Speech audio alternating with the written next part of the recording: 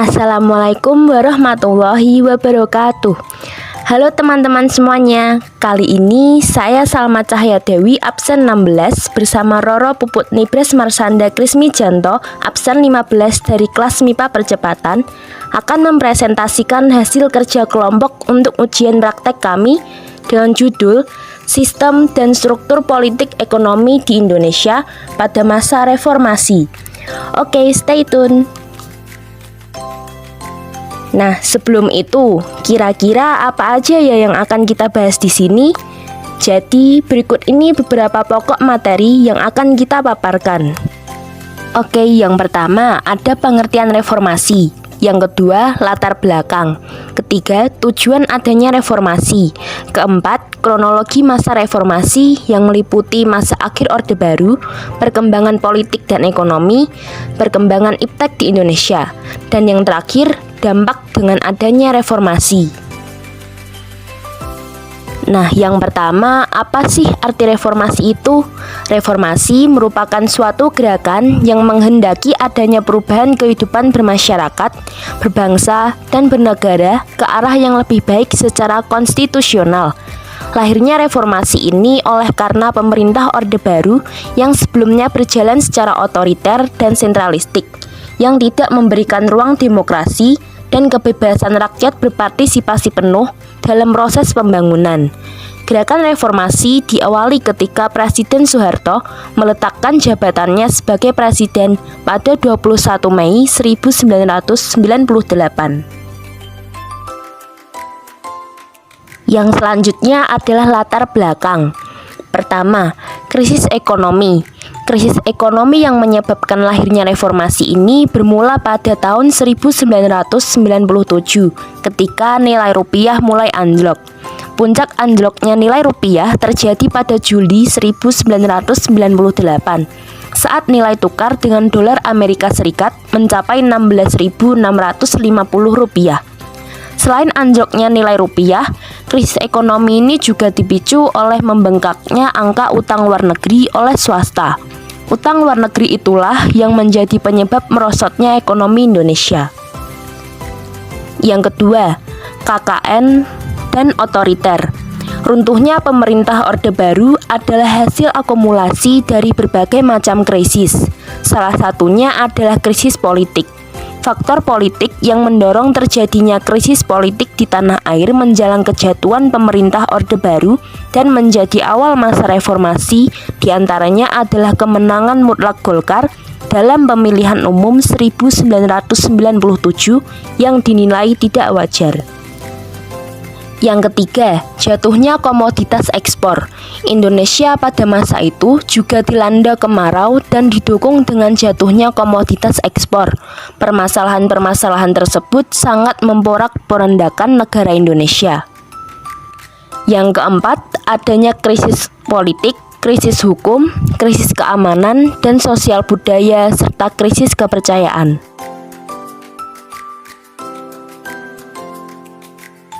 Selanjutnya kita beralih kepada tujuan lahirnya masa reformasi. Dijelaskan juga oleh Muslim Afandi dalam bukunya bahwa menurut TAP MPR RI nomor 10 MPR 1998, reformasi ini bertujuan mewujudkan pembaharuan di segala bidang pembangunan nasional, terkhusus bidang ekonomi, politik, hukum, agama, serta sosial budaya. Berikut ini 4 tujuan dari lahirnya reformasi. Yang pertama, menangani krisis ekonomi dalam waktu sesingkat mungkin, terkhusus untuk menghasilkan stabilitas moneter yang tanggap terhadap pengaruh global serta pemulihan aktivitas usaha nasional. Kedua, mewujudkan kedaulatan rakyat di seluruh sendi kehidupan bermasyarakat, berbangsa, dan bernegara melalui peningkatan dan perluasan partisipasi politik rakyat secara tertib guna mewujudkan stabilitas nasional. Ketiga, menegakkan hukum sesuai dengan nilai-nilai kebenaran dan keadilan HAM menuju terciptanya ketertiban umum dan perbaikan sikap mental. Yang keempat, meletakkan dasar-dasar kerangka dan kegiatan reformasi pembangunan agama dan sosial budaya dalam mewujudkan masyarakat madani. Nah, selanjutnya kita akan beralih pada masa reformasi dari segi kronologi. Yang pertama adalah masa akhir Orde Baru di mana terjadi krisis moneter, politik, hukum, dan kepercayaan. Menjelang masa akhir pemerintahan Orde Baru, bangsa Indonesia dilandai krisis moneter, sosial, politik, hukum, dan kepercayaan. Kondisi tersebut menggambarkan bahwa bangsa Indonesia dilanda krisis multidimensional yang memiliki dampak yang sangat besar. Krisis multidimensional ini merupakan krisis yang terjadi di berbagai bidang sekaligus, dan krisis tersebut membawa perubahan besar bagi bangsa Indonesia. Krisis multidimensional merupakan krisis yang melanda Indonesia tahun 1997 sampai 1998. Nah, adapun kronologis krisis multidimensional tersebut adalah sebagai berikut. Yang pertama, krisis moneter. Memasuki tahun 1997, negara-negara di kawasan Asia Tenggara termasuk Indonesia mengalami guncangan ekonomi. Hal ini disebabkan karena ketidakstabilan ekonomi dunia dan berkembang menjadi krisis moneter. Di Indonesia, sejumlah perusahaan mengalami gulung tikar, hingga banyak pegawai yang di-PHK. Bahkan PHK ini mencapai 27 orang. Akibat PHK dan naiknya harga barang yang sangat cepat, membuat meningkatnya angka kemiskinan Indonesia. Bahkan, angka kemiskinan mencapai 50% atau setengah dari total penduduk. Krisis perekonomian semakin tidak stabil dengan naiknya harga BBM dan tarif dasar listrik pada 4 Mei 1998. Kedua, krisis politik. Pemilu tahun 1997 yang diikuti dengan pelaksanaan sidang umum MPR pada Maret 1998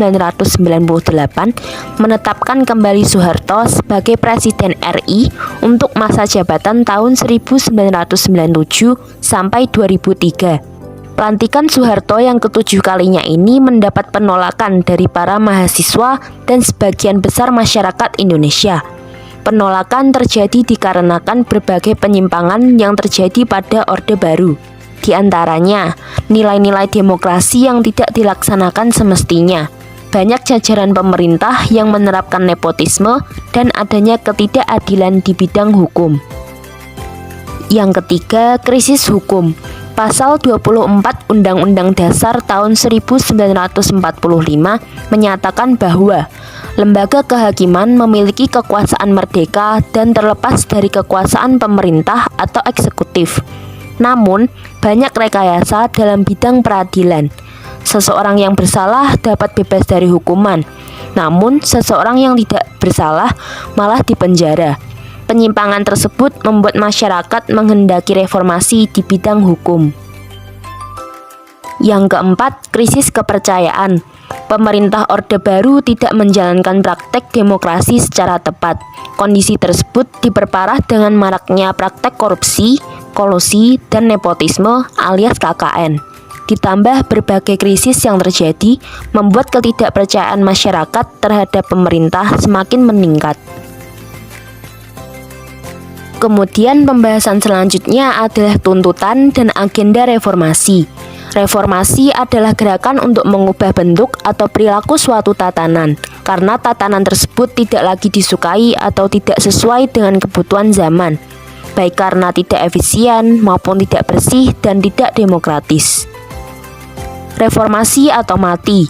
Demikian tuntutan yang ditorehkan oleh para aktivis mahasiswa pada spanduk-spanduk yang terpampang di kampus mereka, atau yang mereka teriakkan saat melakukan aksi protes melalui kegiatan unjuk rasa pada akhir April 1998. Tuntutan tersebut menggambarkan sebuah titik kulminasi dari gerakan aksi protes yang tumbuh di lingkungan kampus secara nasional sejak awal tahun 1998. Gerakan ini bertujuan untuk melakukan tekanan agar pemerintah mengadakan perubahan politik yang berarti melalui pelaksanaan reformasi secara total. Kemunculan gerakan reformasi ini dilatar belakangi terjadinya krisis multidimensi tadi yang dihadapi bangsa Indonesia. Gerakan ini pada awalnya hanya berupa demonstrasi di kampus-kampus besar. Namun, mahasiswa akhirnya harus turun ke jalan karena aspirasi mereka tidak mendapatkan respon dari pemerintah sama sekali. Dan berikut ini gerakan reformasi tahun 1998 yang mempunyai 6 agenda. Agenda utama gerakan reformasi adalah turunnya Soeharto dari jabatan presiden. Berikut ini kronologi beberapa peristiwa penting selama gerakan reformasi yang memuncak pada tahun 1998.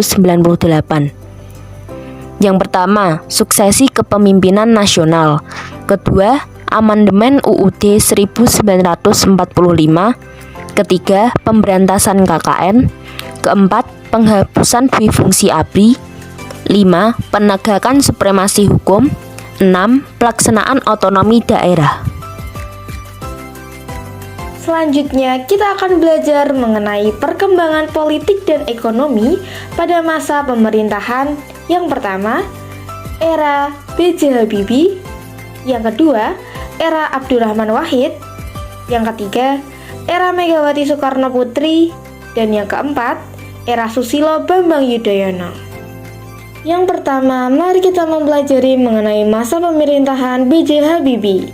Pengangkatan B.J. Habibie menjadi Presiden Republik Indonesia. Presiden Soeharto menyatakan berhenti dari jabatannya sebagai Presiden RI pada 21 Mei 1998. Pada hari itu juga, Wakil Presiden B.J. Habibie dilantik menjadi Presiden RI. Ketika Habibie naik pangkat sebagai presiden, Indonesia sedang mengalami krisis ekonomi terburuk disebabkan oleh krisis mata uang yang dilihat dari nilai rupiah yang turun menjadi seperempat dari nilai tahun 1997 yang dikisarkan 8.000 sampai 9.000 per dolar Amerika Serikat. Ditambah kerusuhan Mei 1998 yang telah menghancurkan pusat-pusat bisnis perkotaan. Dalam pidato pertama Presiden B.J. Habibie pada tanggal 21 Mei 1998 pukul 19.30 waktu Indonesia Barat di Istana Merdeka,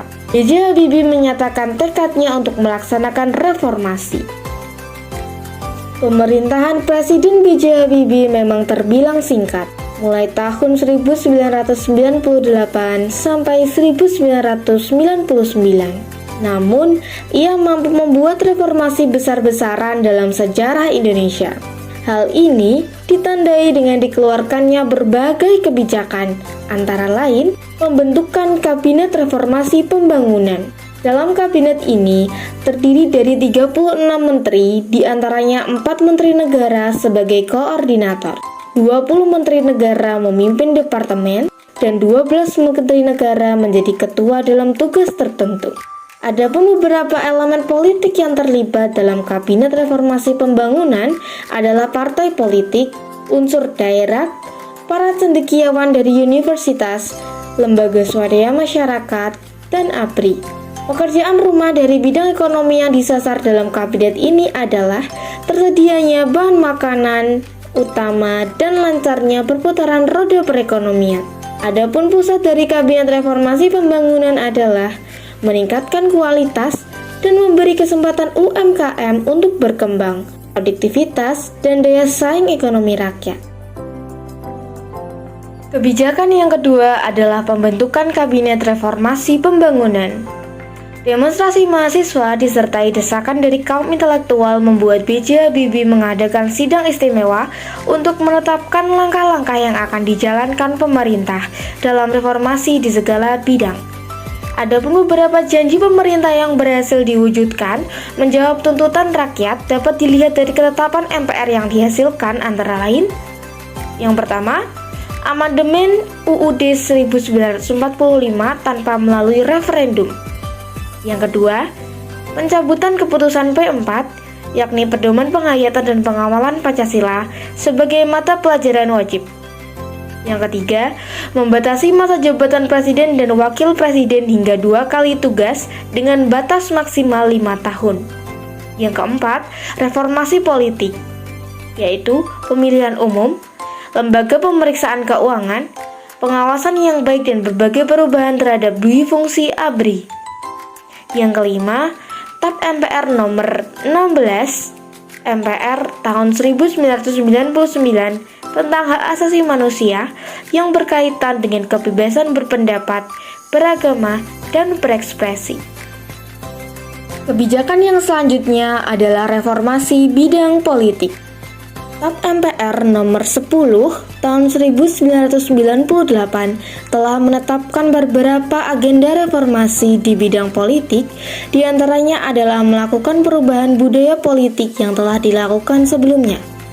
Adapun strategi pemerintahan B.J. Habibie dalam melaksanakan perubahan aspek politik yaitu 1. Bebas berpolitik. Dengan adanya kebijakan baru ini, sebanyak 80 partai politik telah dibentuk. Namun, hanya 48 partai yang berhak mengikuti pemilu. Dalam kebebasan berpolitik, pemerintah juga membebaskan mengeluarkan pendapat dan berserikat. Yang kedua, kebebasan pers. Media massa sudah dipaksa untuk meminta surat izin terbit atau SIT, sehingga media massa cetak tidak lagi khawatir dibredel seperti pemerintahan sebelumnya. Yang ketiga, pembatasan masa jabatan. Masa jabatan dibatasi menjadi 2 periode maksimal dengan interval waktu 5 tahun sekali periode. Maka, pemerintah tidak akan menggunakan penyelewengan masa jabatan. Kebijakan yang selanjutnya adalah pelaksanaan pemilu 1999. Pemilu 1999 adalah pelaksanaan pemilu multipartai yang diikuti oleh 48 partai politik. Presiden membentuk Komisi Pemilihan Umum atau KPU yang melibatkan anggota seperti wakil partai politik dan pemerintah. Yang selanjutnya ada pelaksanaan referendum Timur Timur.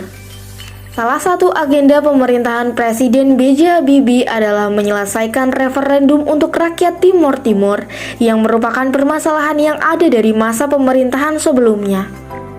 Referendum ini mengantarkan Timur Timur menjadi negara yang merdeka yang saat ini bernama Timor Leste.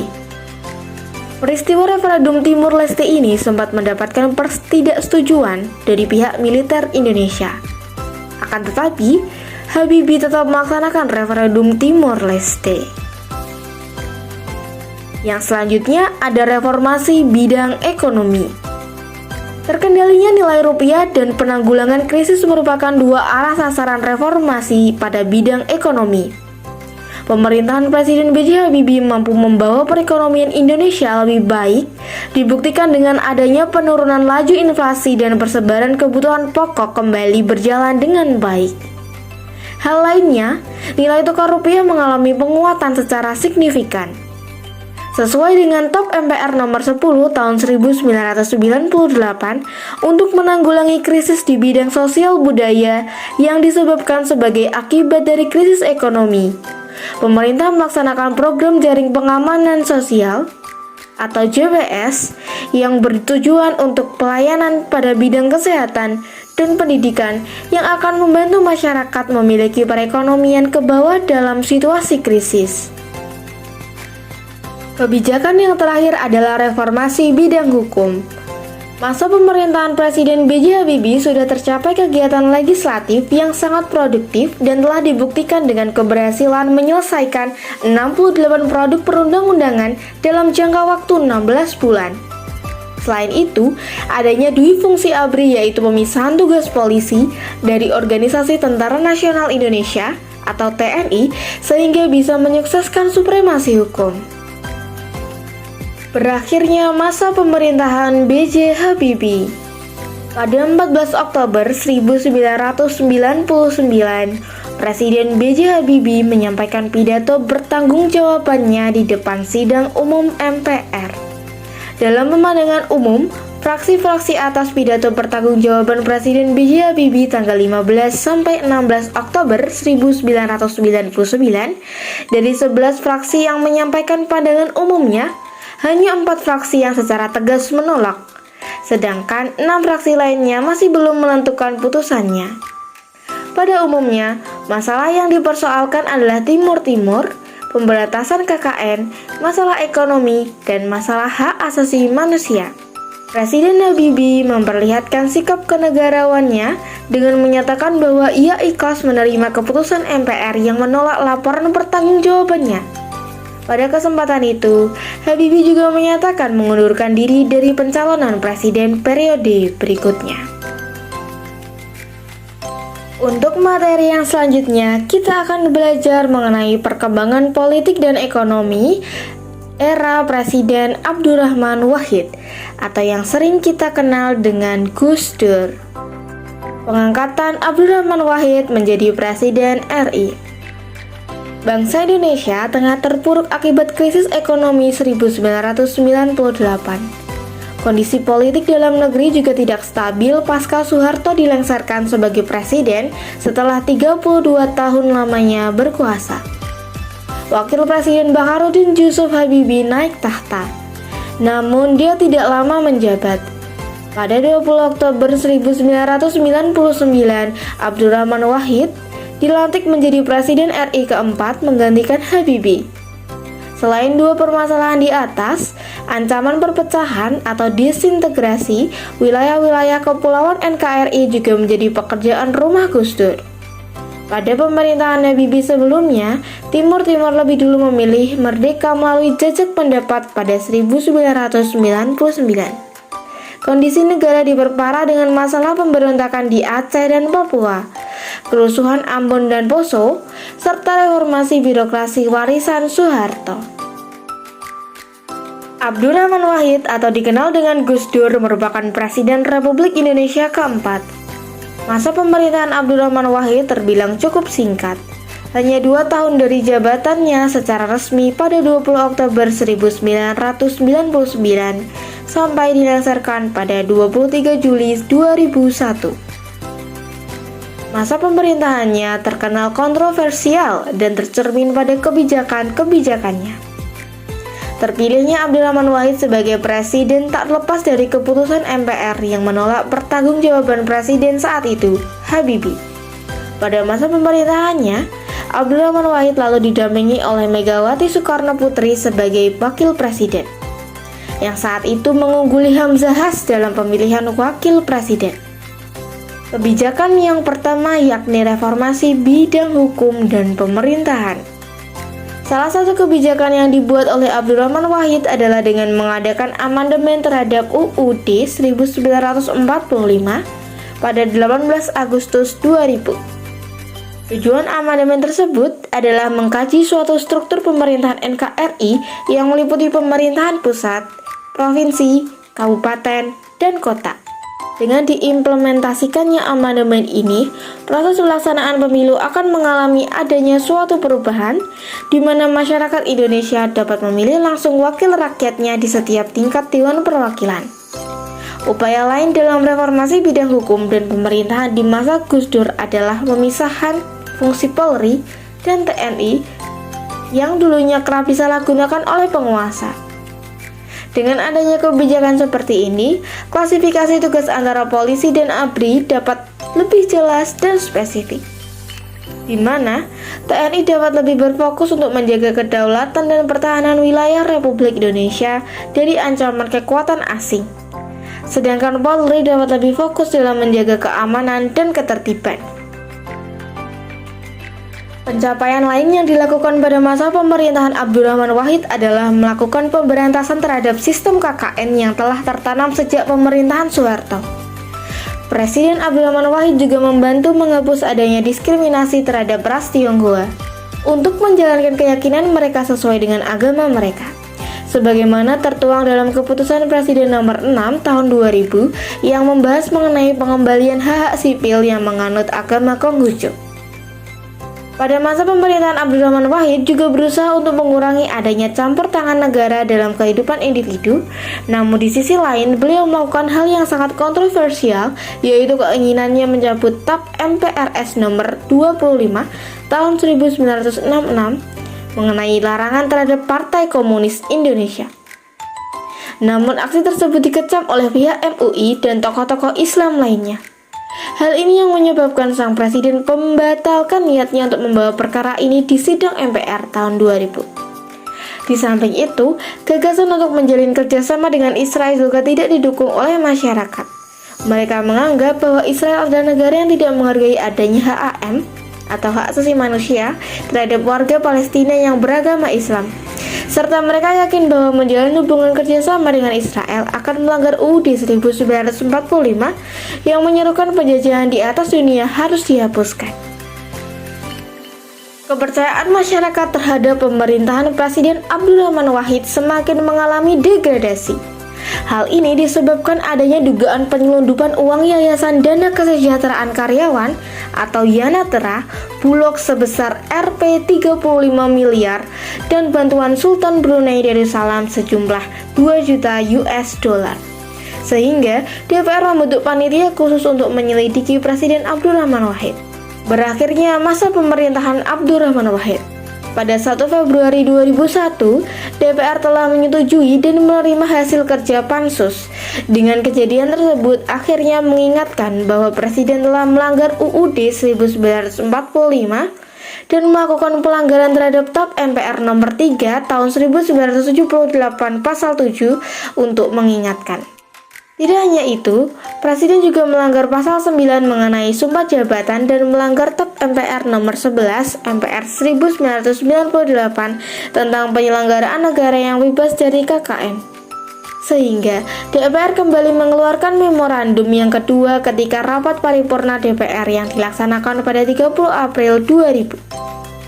Rapat itu membahas mengenai laporan akhir fraksi-fraksi di DPR atas tanggapan terhadap memorandum pertama.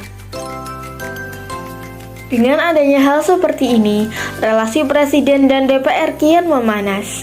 Apabila DPR menggelar sidang untuk menindaklanjuti permasalahan ini, sehingga Presiden akan mengumumkan situasi darurat dan akan mempercepat pemilu yang akan menyebabkan pergantian terhadap anggota DPR. Tidak hanya itu, Presiden juga akan memerintahkan aparat untuk menghukum oknum-oknum tertentu. Situasi ini menyebabkan kontroversi bagi para pendukung Presiden yang menimbulkan aksi anarkis berupa pembakaran fasilitas gedung dan kantor cabang partai politik anggota DPR. 2 hari setelah menjelang pelaksanaan sidang paripurna DPR, Kejaksaan Agung mengumumkan bahwa Presiden tidak mengalami dan terlibat dalam kasus Yanatera Bulog dan sumbangan Sultan Brunei. Namun, seluruh anggota MPR sepakat mengenai adanya pelanggaran terhadap haluan negara yang disebabkan karena ketidakhadiran dan penolakan untuk memberikan pertanggungjawaban pada sidang MPR, termasuk tanggung jawab terhadap maklumat Presiden RI. Sehingga, pada akhirnya MPR memberhentikan Abdurrahman Wahid sebagai Presiden dan mengangkat Megawati sebagai Presiden kelima RI pada 23 Juli tahun 2001. Selanjutnya kita akan mempelajari mengenai perkembangan politik dan ekonomi masa pemerintahan Megawati Soekarno Putri. Pengangkatan Megawati Soekarno Putri menjadi Presiden RI. Megawati Soekarno Putri adalah Presiden kelima Indonesia yang dilantik pada 23 Juli 2001 dengan masa jabatan hingga 20 Oktober 2004. Masa pemerintahan Megawati dimulai setelah sidang istimewa MPR pada 2001 dan Abdurrahman Wahid atau Gus Dur mengakhiri jabatannya sebagai Presiden keempat Indonesia. Sebelum resmi menjadi Presiden Indonesia, Megawati Soekarno Putri menjabat sebagai Wakil Presiden Indonesia mendampingi Presiden Abdurrahman Wahid pada tahun 1999 hingga 2001. Sebagai putri Presiden pertama Indonesia, yakni Soekarno, Megawati sudah sangat dekat dengan lingkungan politik, meski awalnya tidak diizinkan untuk terjun ke dunia politik. Megawati pun muncul sebagai primadona dalam kampanye partai politik, meski tergolong tidak terlalu banyak bicara. Reformasi bidang hukum dan pemerintahan. Pada masa pemerintahan Presiden Megawati, MPR kembali melakukan amandemen terhadap UUD 1945 pada tanggal 10 November 2001.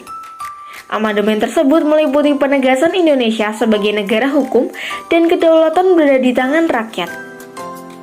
Salah satu perubahan penting terkait dengan pemilihan umum adalah perubahan tata cara pemilihan presiden dan wakil presiden yang dipilih langsung oleh rakyat dan mulai diterapkan pada pemilu tahun 2004. Dengan demikian, rakyat akan berpartisipasi dalam pemilihan umum untuk memilih calon anggota legislatif, presiden dan kepala daerah secara terpisah. Selain beberapa amandemen terkait masalah hukum dan pemerintahan Presiden Megawati juga berupaya melanjutkan upaya reformasi di bidang pers yang ditandai dengan dikeluarkannya Undang-Undang Pers dan Undang-Undang Penyiaran. Dilihat dari sisi kebebasan mengeluarkan pendapat, keberadaan kedua undang-undang tersebut berdampak positif, namun di sisi lain berbagai media yang diterbitkan oleh partai-partai politik dan LSM seringkali melahirkan polemik dan sulit dikontrol oleh pemerintah. Yang selanjutnya ada reformasi di bidang ekonomi. Krisis ekonomi yang melanda Indonesia sejak 1998 belum dapat dilalui oleh dua presiden sebelum Megawati. Sehingga pemerintahannya mewarisi berbagai persoalan ekonomi yang harus dituntaskan. Masalah ekonomi yang kompleks dan saling berkaitan menuntut perhatian pemerintah untuk memulihkan situasi ekonomi guna memperbaiki kehidupan rakyat. Wakil Presiden Hamzah Has menjelaskan bahwa pemerintah merancang paket kebijakan pemulihan ekonomi menyeluruh yang dapat menggerakkan sektor real dan keuangan agar dapat menjadi stimulus pemulihan ekonomi.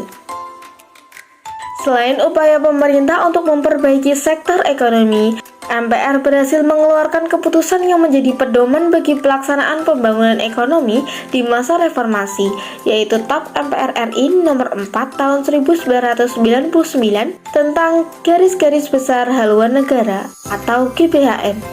Sesuai dengan amanat GBHN 1999 hingga 2004, arah kebijakan penyelenggaraan negara harus dituangkan dalam Program Pembangunan Nasional atau Propernas 5 tahun yang ditetapkan oleh Presiden bersama DPR.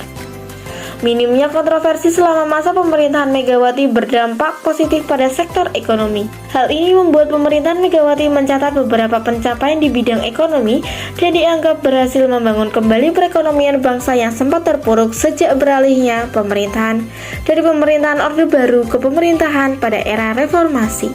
Salah satu indikator keberhasilan pemerintahan Presiden Megawati adalah rendahnya tingkat inflasi dan stabilnya cadangan devisa negara.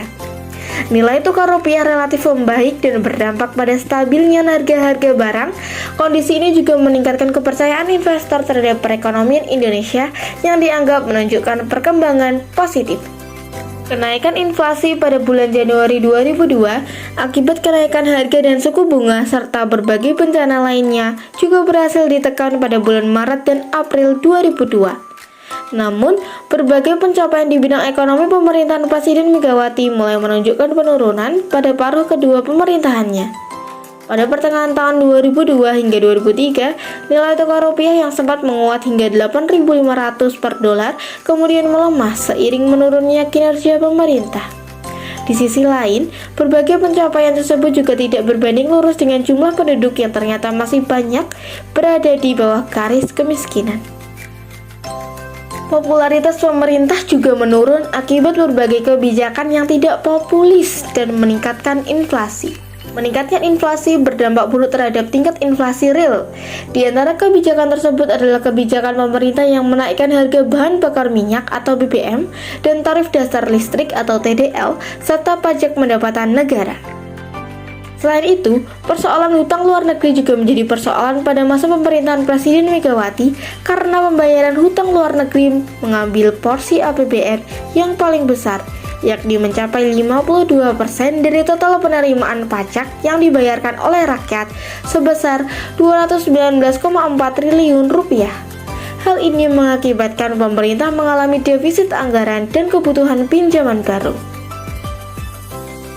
Selanjutnya, di sini ada beberapa kebijakan-kebijakan yang dilakukan oleh Megawati dalam bidang politik dan juga bidang ekonomi. Yang pertama, mari kita bahas dalam bidang politik. 1. Memelihara dan memantapkan stabilitas nasional. 2. Menjaga keutuhan NKRI. 3. Membangun tatanan politik baru dengan cara mengeluarkan UU baru, yaitu UU nomor 12 tahun 2003 tentang pemilu, lalu UU nomor 22 tahun 2003 tentang susunan dan kedudukan DPR atau MPR, lalu UU nomor 23 tahun 2003 tentang pemilihan presiden dan wakil presiden. Selanjutnya, kebijakan dalam bidang ekonomi diantaranya: 1. Memutuskan hubungan kerja dengan IMF. 2. Melakukan restrukturisasi dan reformasi sektor keuangan dengan melakukan pembaruan ketentuan perundang-undangan. 3. Meningkatkan pendapatan melalui pajak, cukai, dan kepabeanan. 4. Menciptakan situasi kondusif bagi investor. 5. Meningkatkan kegiatan ekspor. 6. Mendorong kemajuan usaha kecil dan menengah atau UKM. Berakhirnya masa pemerintahan Megawati Soekarno Putri. Tahun 2004 menjadi akhir masa pemerintahan Megawati setelah kalah suara dari Susilo Bambang Yudhoyono dalam pemilu presiden 2004 di putaran kedua. Seperti yang kita ketahui bahwa Megawati menjabat sebagai presiden sejak 23 Juli 2001 sampai 20 Oktober 2004.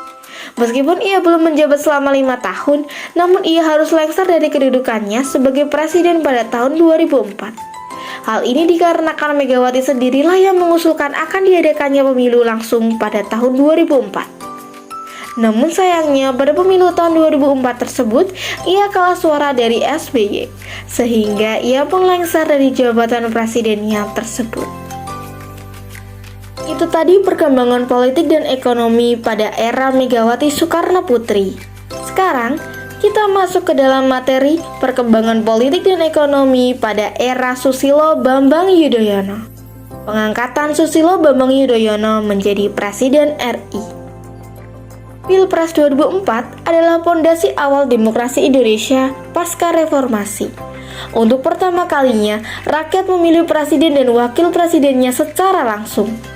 Sejarah mencatat Susilo Bambang Yudhoyono atau SBY, presiden pertama yang dipilih langsung oleh rakyat.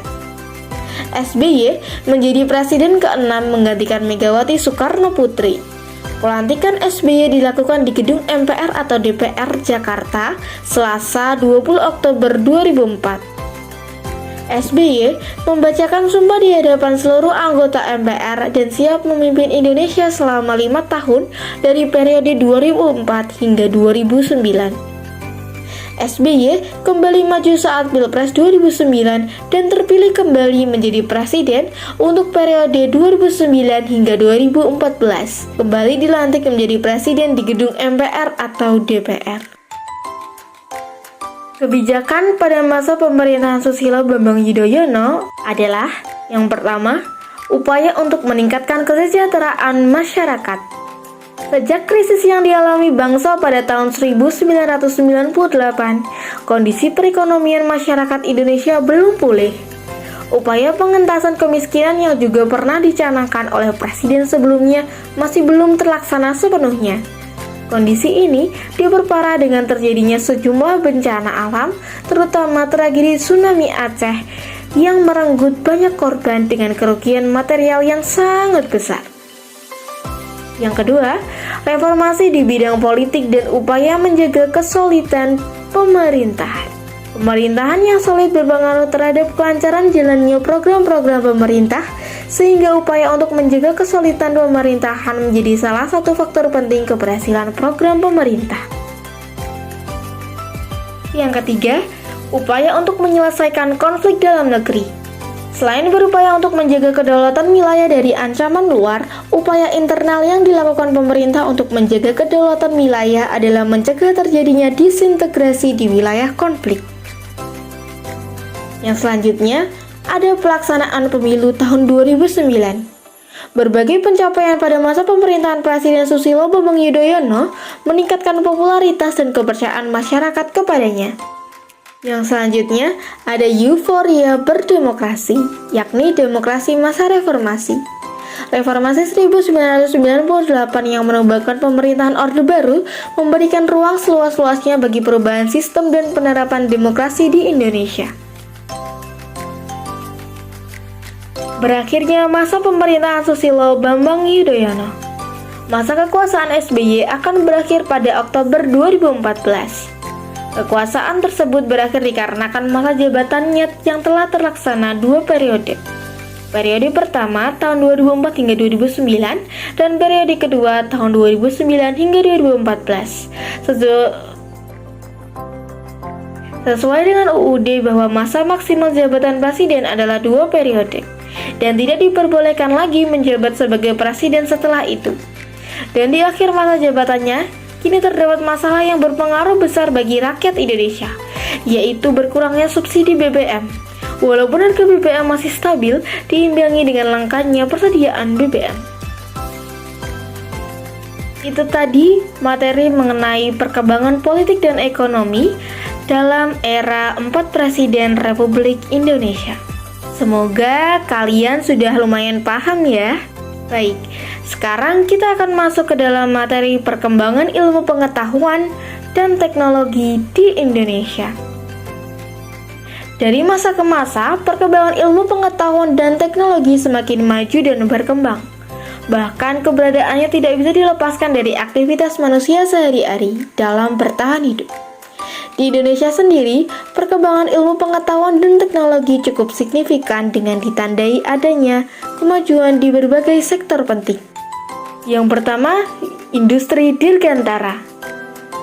Perkembangan ilmu pengetahuan dan teknologi Indonesia yang pertama ada di sektor industri dirgantara. Hal ini dimulai ketika Presiden Soeharto memanggil B.J. Habibie pulang ke Indonesia setelah beliau lulus dari Universitas Aachen di Jerman, yang merupakan ahli aeronautika. Presiden Soeharto menyatakan adanya booming minyak pada tahun 1970-an memberikan keuntungan bagi perkembangan teknologi yang dapat menyokong dan mendukung perkembangan industri penerbangan. Sehingga B.J. Habibie mendapatkan bantuan pendanaan untuk eksperimen yang dilakukan untuk mengembangkan industri penerbangan di Indonesia. Perkembangan karir B.J. Habibie di Indonesia dimulai dengan dibangunnya BPPT, yaitu Badan Pengkajian dan Penerapan Teknologi, kemudian dilanjutkan dengan mengembangkan BPIS, yaitu Badan Perencanaan Industri Strategis, dan IPTN, yaitu Industri Pesawat Terbang Nurtanio di Bandung, serta Perusahaan Armada Laut atau PAL di Surabaya dan PTAN Badan Tenaga Nasional di Serpong. Dengan adanya lembaga tersebut, B.J. Habibie berhasil membangun pesawat pertama bagi Indonesia, yakni N250 Gatot Kaca. Selain itu, beberapa produk IPTN yang berhasil dibuat meliputi NC212-100, helikopter NBEL 412, NAS-332 Super Puma, CN234, CN235, CN250, dan N2130. Habibie juga membangun kerjasama dengan Boeing yang merupakan industri pesawat besar di dunia. Teknologi komunikasi dan transportasi. Perkembangan ilmu pengetahuan dan teknologi Indonesia yang kedua ada di bidang teknologi komunikasi dan transportasi. Perkembangan Indonesia dalam bidang ini ditandai dengan diluncurkannya satelit milik negara, yaitu satelit Palapa pada tahun 1976.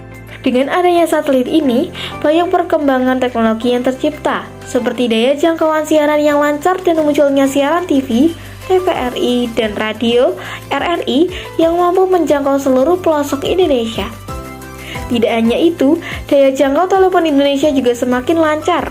Indonesia bahkan disebut sukses menjadi negara berkembang yang pertama dalam mengembangkan satelit sebagai komunikasi antar wilayah. Perkembangan satelit mencapai kawasan Asia dan Papua Nugini, sehingga bukan hanya Indonesia yang bisa memanfaatkan satelit ini. Satelit pertama yang dikembangkan adalah strategi Palapa A dan Palapa B sampai tahun 1983.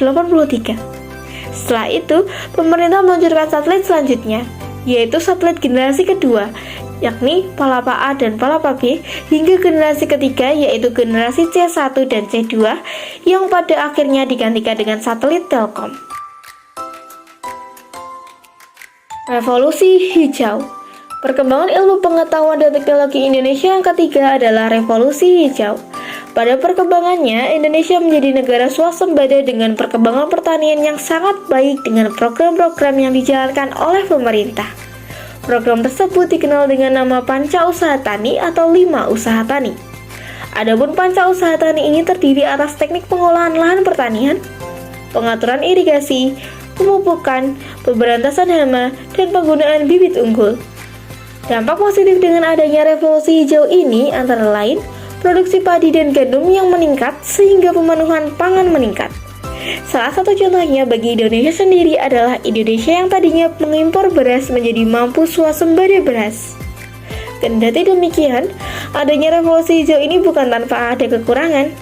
Pasalnya, ini juga menimbulkan dampak negatif karena adanya penurunan keanekaragaman hayati, penurunan produksi protein, penggunaan pestisida yang berlebihan, dan ketergantungan tanaman pada pupuk.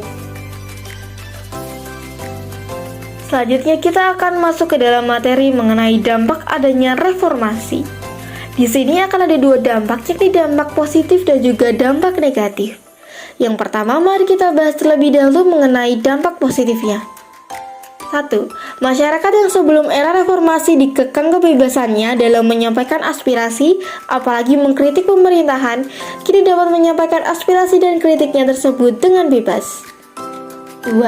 Derajat bangsa Indonesia di mata dunia semakin terangkat karena berhasil melepaskan diri dari pemerintahan yang kurang demokratis dan membentuk pemerintahan yang lebih demokratis. 3. Indonesia menjadi lebih terbuka terhadap dunia internasional sehingga mobilitas terhadap berbagai bidang semakin berkembang. Yang selanjutnya, mari kita membahas mengenai dampak negatif adanya reformasi. 1. Iklim politik yang semrawut karena banyak yang menyalahartikan makna dari demokrasi. 2. Kebebasan dalam menyampaikan pendapat semakin tidak beretika. 3. Banyak demonstrasi yang harusnya sebagai sarana menyampaikan aspirasi justru malah mengganggu kenyamanan masyarakat. 4. Meningkatnya kerusuhan di masyarakat. Itu semua karena pemerintahan pasca reformasi masih belum mampu melaksanakan undang-undang sebagaimana mestinya, sehingga belum dapat mengangkat kehidupan bangsa dalam berbagai aspek. Tak terasa kita sudah sampai di penghujung materi. Itu tadi beberapa materi terkait sistem dan struktur politik ekonomi Indonesia pada masa reformasi. Semoga apa yang kami sampaikan dapat menambah wawasan kalian dan membuka pikiran kalian terkait pemerintahan yang ada di Indonesia, khususnya pada masa reformasi. Apabila dalam menyampaikan materi terdapat tutur kata yang kurang berkenan di benak kalian, kami mohon maaf. Sekian, wassalamualaikum warahmatullahi wabarakatuh.